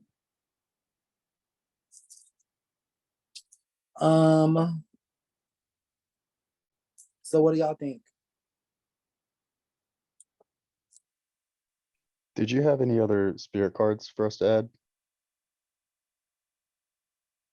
I did, but I'm gonna refrain for right now. Because I think that one spirit isn't gonna be enough. But I actually have 4 prepared, but we're gonna stick with that one right now. Thank you. Yeah. Hey Jordan, this is Janelle. I'm sorry to go backwards. Someone came to my door. Like no one ever comes to my door, but anyway, I missed that warrior card. Would Oh, you sure. mind over it? Thank you. I'm sorry. Yeah, no worries. And y'all drop this down in the chat for anybody who missed it. It's gonna be TAJ-MELFASO.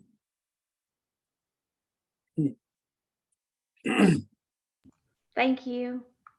Yeah, no worries. Jordan, will you repronounce that for us as well? Taj Mafaso. Mafaso. Okay, thank you. Yeah. So, and you guys can definitely connect with the energy of that card. So it should feel unfamiliar to you.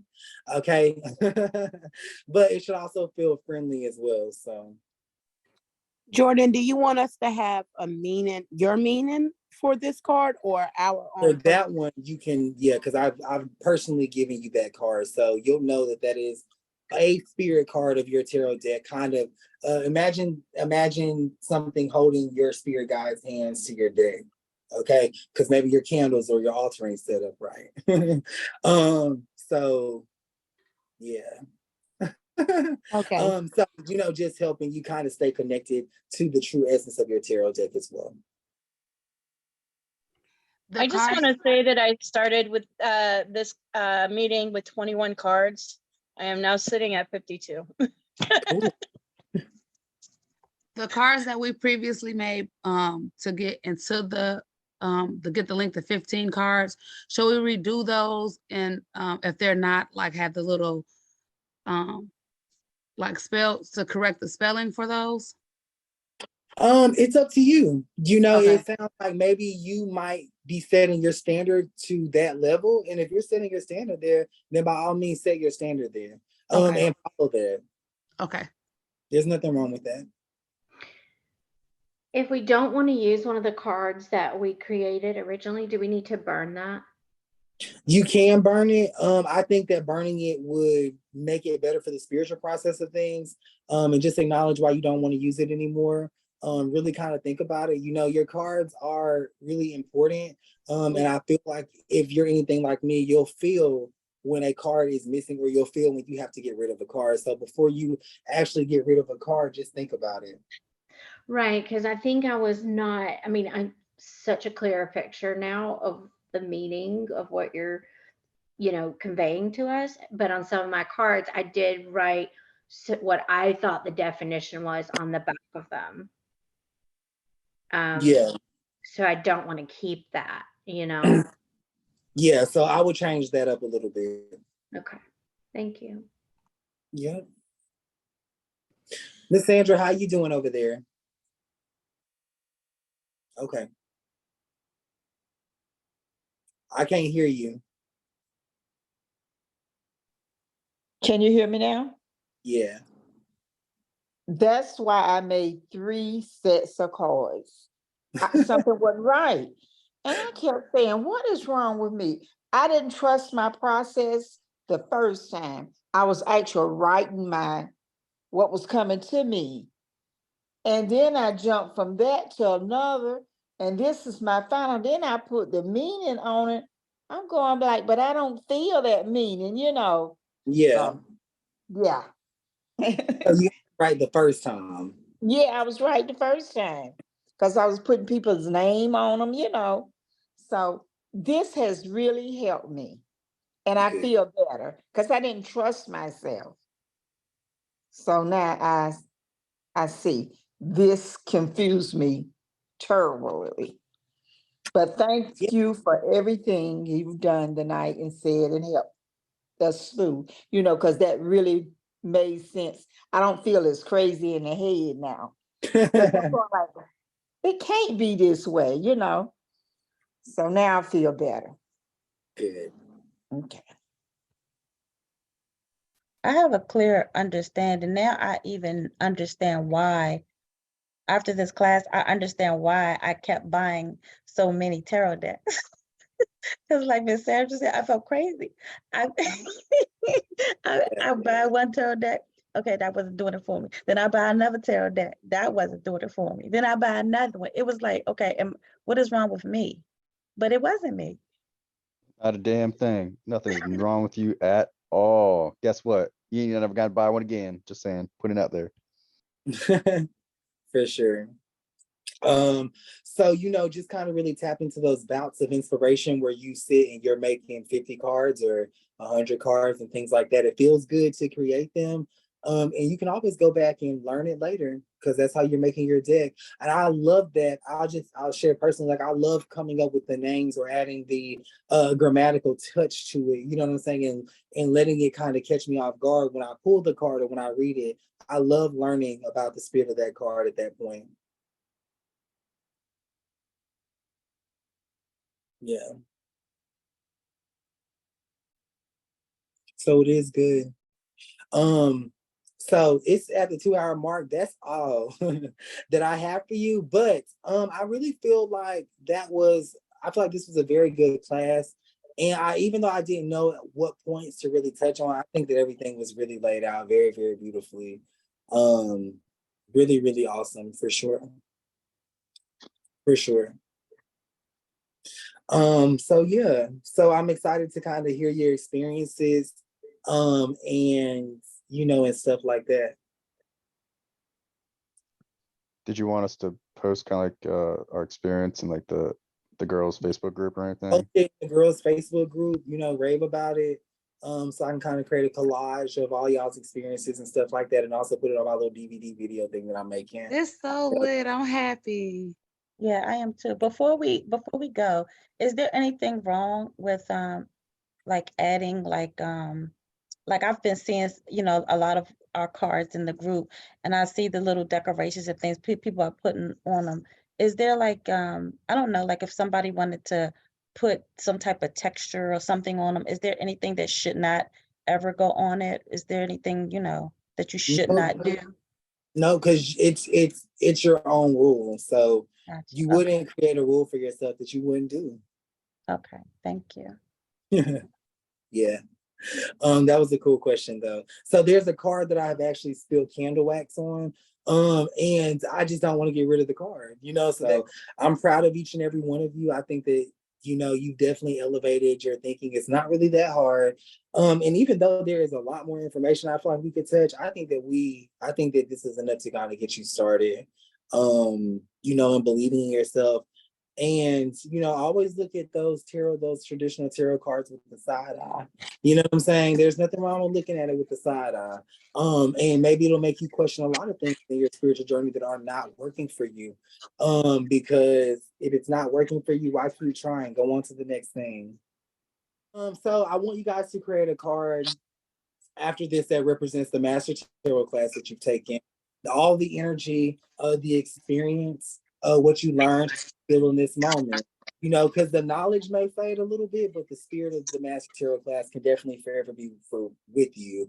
So, you know, drop your Master Tarot class cards in the chat, and in the comment section. I mean, in the Discord and in the girls group chat and stuff like that. All right, I love you guys. I'm out of here. I'm going to digress and figure out what type of salad I'm finna eat. I know it's gonna be meatless, but Thank you so Love much, you, Jordan. Thank you. Appreciate Gratitude. you. Thank you. Thank you. Thank you. Jordan. Wonderful Good night. class.